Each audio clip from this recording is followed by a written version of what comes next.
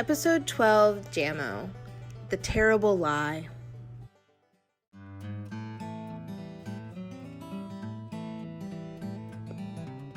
What is a time you've made a mistake? How did you make it better? Could you make it better?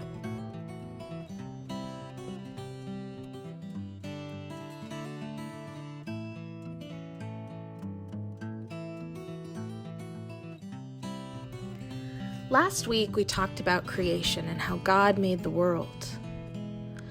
If you remember, God made two people, a man and a woman, and the woman's name was Eve and the man's name was Adam.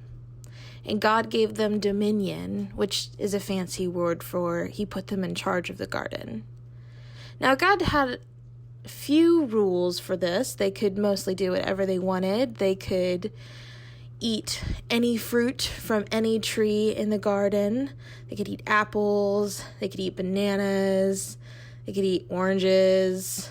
All of those were fine, except there is one fruit they couldn't eat. It was the fruit from the tree of the knowledge of good and evil.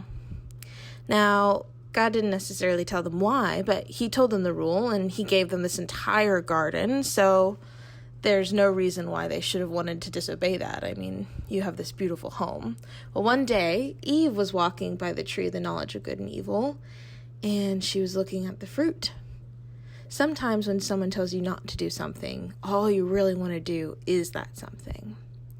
Now in the garden, there was one creature that was the most cunning of them all, and he was a serpent. And we call him Satan. And he went up to Eve and he says, "It's okay.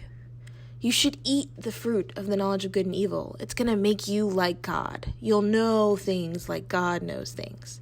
Eat it. Do it." He was very convincing. He's like, "Just eat it."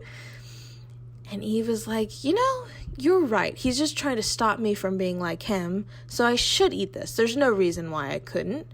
And so she gets the fruit, pulls it off the tree, and while the serpent watched her, she took a bite. After she took a bite, she quickly wanted Adam to take a bite. So she said, "Adam, come eat from this." And Adam was like, "Okay, you already ate from it." And so he took a bite because he wanted to too. And all of a sudden, after they took a bite, it's like their eyes were opened. They realized, we're naked. We need to be clothed. We need clothes. We just disobeyed God. We should not have eaten from this fruit. They became ashamed. Guilt was brought in the world. Shame was brought in the world. God began walking through the gardens, and he's like, "Adam, Eve, where are you?"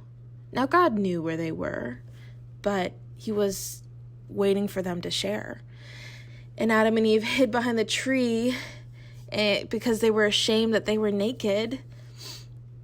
And God was like, "Did you eat from the tree of the knowledge of good and evil?" Again, God knew they did, but they wanted to ask. And Adam said, "The woman, she gave it to me." And the woman said, "The snake, he gave it to me." And God said, "Because of this, you have to leave."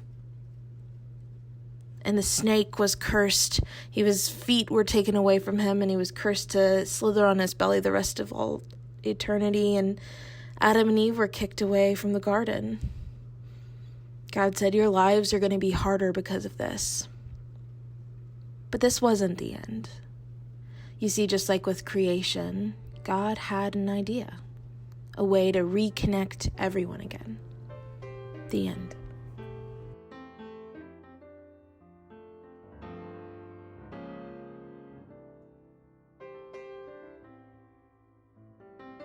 On a piece of paper on a notebook, write or draw some different ideas for how to show others love and how to love other people better.